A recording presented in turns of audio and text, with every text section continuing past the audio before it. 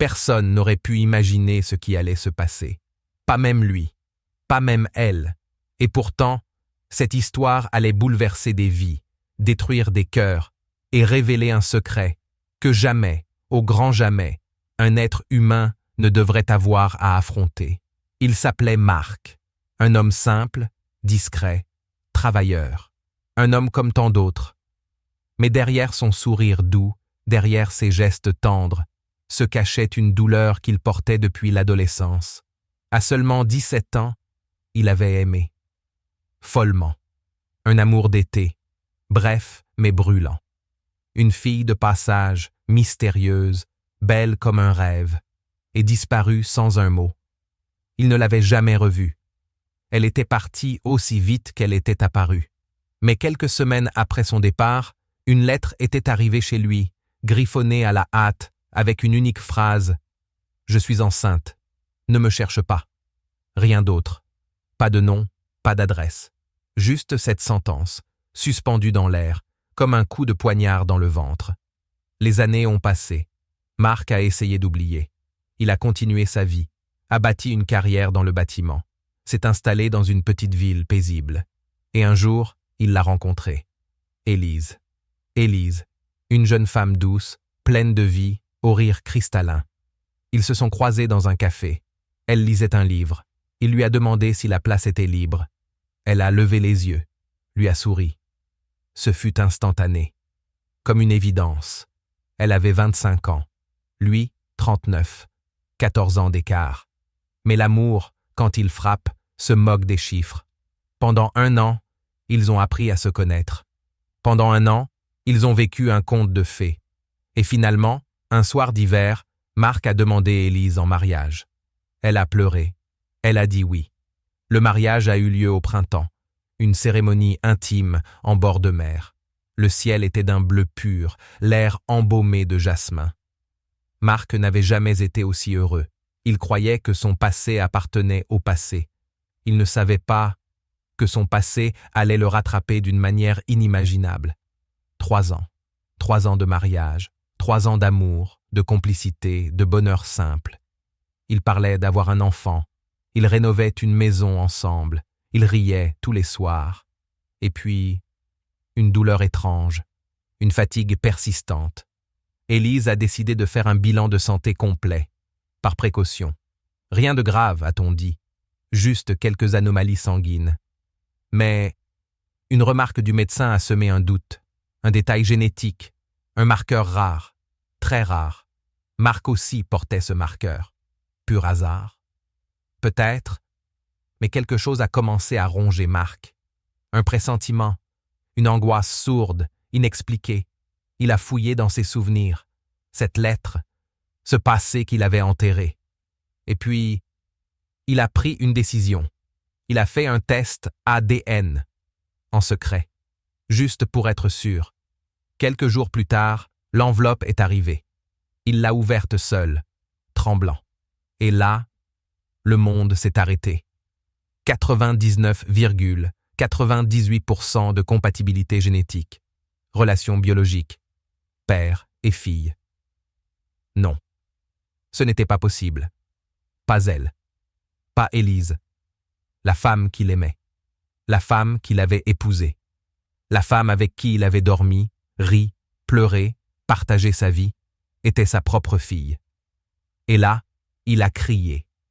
Un cri muet. Un cri qu'aucune oreille n'a entendu. Un cri venu des entrailles. Car son monde venait de s'effondrer. Il est resté là, assistant figé. Le papier tremblait entre ses mains moites, comme s'il refusait d'exister, comme s'il criait lui-même « Brûle-moi, oublie-moi, je ne devrais pas exister ». Mais il existait, et avec lui, la vérité. Cruelle, abjecte. Une vérité qui ne laissait aucun échappatoire. Marc n'arrivait pas à respirer. Chaque seconde passée dans cette maison désormais lui paraissait malsaine. Les souvenirs d'amour, de tendresse, de passion, s'étaient transformés en cauchemars. Il voulait vomir, hurler. Mais il ne pouvait pas, parce qu'Élise était dans la pièce d'à côté, et elle l'aimait. Elle ne savait rien, rien du tout. Comment lui dire? Comment lui annoncer une chose aussi monstrueuse? Ce n'est pas elle qui a fauté, ce n'est pas elle qui a menti. Elle était innocente, et pourtant, sa vie allait s'écrouler. Ce soir-là, Marc n'a pas dormi. Il a regardé sa femme dormir à ses côtés, paisiblement, enroulée dans les draps comme une enfant. Son enfant. Et cette pensée l'a brisé. Le lendemain matin, il a quitté la maison sans un mot. Il a erré dans les rues. Il s'est assis sur un banc, les yeux perdus dans le vide. Puis, sans trop réfléchir, il a pris sa voiture et il est allé voir sa propre mère. Elle était âgée, fatiguée, mais toujours lucide. Il l'a regardée droit dans les yeux, les mains tremblantes, la voix brisée. « Maman, est-ce que j'ai eu un enfant quand j'avais 17 ans ?» Elle est restée silencieuse, trop longtemps, et ce silence valait toutes les réponses du monde. Elle s'appelait Sophie, a-t-elle fini par dire, presque dans un souffle. Une jeune fille étrange, en fuite. Elle ne voulait pas de toi dans sa vie. Elle est venue me voir après ton départ. Elle m'a dit qu'elle allait partir, qu'elle ne voulait pas que tu saches. Je n'ai pas osé t'en parler. Tu étais si jeune. Marc a reculé. Il aurait voulu crier, mais aucun son ne sortait. Sa propre mère savait, depuis tout ce temps. Elle savait, et elle s'est tue. Ce n'était plus seulement une erreur, c'était un crime contre la vérité, une trahison familiale, une chaîne de silence qui l'avait conduit à épouser sa propre fille. De retour chez lui ce soir-là, tout était devenu flou. Élise l'attendait, inquiète. « Où étais-tu? Tu m'as fait peur, Marc. Tu vas bien ?» Il n'a rien répondu. Il la regardait comme s'il regardait un fantôme. Et elle, ne comprenant pas, s'approchait, voulait l'embrasser, le réconforter, mais il l'a repoussée. « Non, s'il te plaît, ne me touche pas. » Elle a reculé, blessée. « Marc, qu'est-ce qu'il se passe? Pourquoi tu me regardes comme ça? » Et là, il a craqué. Il s'est effondré. Il s'est mis à pleurer. Des sanglots incontrôlables, des larmes de honte, de douleur, de dégoût de soi. On ne peut plus continuer. Quoi? Mais pourquoi? Tu m'aimes plus? Il a hurlé. Tu es ma fille. Silence. Un silence si dense qu'il aurait pu briser les murs. Élise est restée là, figée, comme une statue. Elle ne comprenait pas. Elle refusait de comprendre. Qu'est-ce que tu dis? Tu plaisantes? C'est une blague horrible, Marc. Il lui a tendu les papiers. Les résultats ADN. Elle a lu. Ses mains ont tremblé. Son visage s'est vidé de toute couleur. Et puis elle a reculé, lentement, comme si chaque pas l'éloignait d'un monde devenu fou. Elle s'est enfermée dans la salle de bain, et Marc, de l'autre côté de la porte, l'a entendu vomir. La salle de bain était silencieuse maintenant. Trop silencieuse. Marc collait son oreille contre la porte, chaque battement de son cœur résonnant comme une alarme. Il aurait voulu la prendre dans ses bras, la rassurer, mais comment réconforter quelqu'un qu'on a aimé et détruit à la fois? Il a frappé doucement. Élise, pas de réponse. Je t'en supplie, ouvre, on doit parler. Toujours rien. Puis, un sanglot et une voix étouffée. Tu savais depuis quand?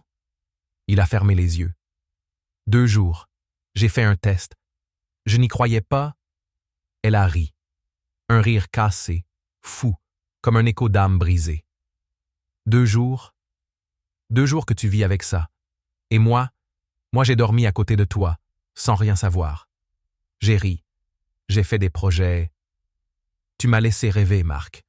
Je ne savais pas comment te le dire. Tu crois que c'est facile? Tu aurais dû me le dire immédiatement. Tu aurais dû hurler la vérité au lieu de me regarder comme si j'étais un monstre. Elle a ouvert la porte d'un coup. Son visage était ravagé, ses yeux rouges, ses mains tremblantes, et elle l'a giflé. Fort. 1 fois, 2 fois, puis elle s'est effondrée contre lui, et ils ont pleuré, ensemble. Les heures suivantes ont été floues. Ils n'ont presque pas parlé. Ils restaient assis, dos contre le mur, dans un silence pesant. Le soleil s'est levé sans qu'aucun d'eux ne s'en rende compte. Et puis Élise s'est levée. Elle est allée dans la chambre, a pris une valise, a commencé à ranger. Marc l'a suivie, le cœur en miettes. « Tu vas où ?»« Je ne sais pas, mais je ne peux pas rester ici. »« Élise, ce n'est pas ta faute. Tu n'as rien fait de mal. » Elle l'a regardé, les yeux pleins de larmes. « Et toi non plus. Tu ne savais pas. » Elle a hésité, puis a murmuré. « Mais maintenant, on sait. » Elle est partie ce matin-là, sans hurlement, sans crise, juste un dernier regard. Un regard qui disait tout, l'amour, la douleur, la faim. Marc était resté seul, dans cette maison trop grande, trop vide, trop pleine de souvenirs qu'il ne pouvait plus toucher. Il a essayé de continuer à vivre. Il a changé de ville, recommencé à zéro. Mais comment recommencer quand chaque nuit, dans vos rêves, vous revoyez son sourire? Quand chaque recoin de votre cœur hurle un prénom que vous n'avez plus le droit de prononcer? Il a voulu la revoir, plusieurs fois, mais il n'a jamais osé.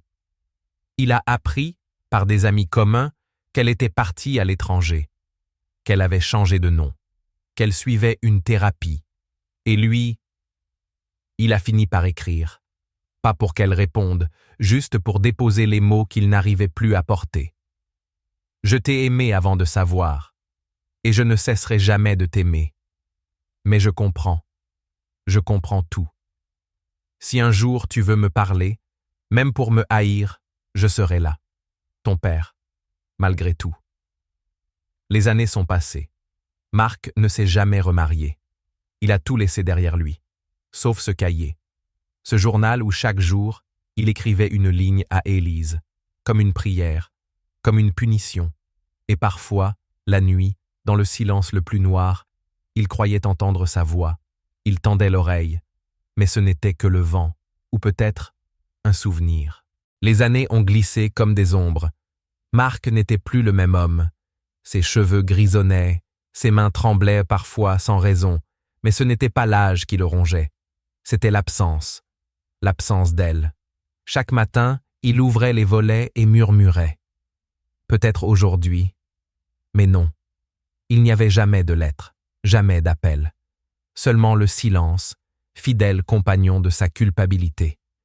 Il ne sortait presque plus. Il écrivait. Encore et encore. Des lettres qu'il n'envoyait pas. Des mots qu'il alignait comme pour conjurer le sort, comme pour faire exister une présence qui n'était plus là. Jusqu'au jour où une enveloppe est arrivée, sans nom, sans adresse, juste ces mots griffonnés au dos. Pour toi, tu comprendras. Il a ouvert. Ses doigts tremblaient si fort qu'il a déchiré un coin du papier. Et là, il a lu. Je t'ai haï, pendant longtemps, parce que tu étais celui qui m'avait détruite. Puis j'ai appris, j'ai compris. Ce n'était la faute de personne, seulement du destin. Aujourd'hui, je vais mieux. Je me reconstruis. Mais je ne peux pas revenir. Parce que te voir, c'est raviver la douleur. Mais je te pardonne. Et je te remercie pour l'amour sincère, même si c'était un amour maudit. Élise. Marc a fermé les yeux. Et il a souri, pour la première fois depuis des années. Un sourire triste, brisé, mais vrai. Il savait qu'il ne la reverrait sans doute jamais. Mais ces quelques lignes valaient plus qu'un millier d'étreintes. Ce soir-là, il a allumé une bougie. Il a placé la lettre dans un coffret, à côté des photos, des souvenirs.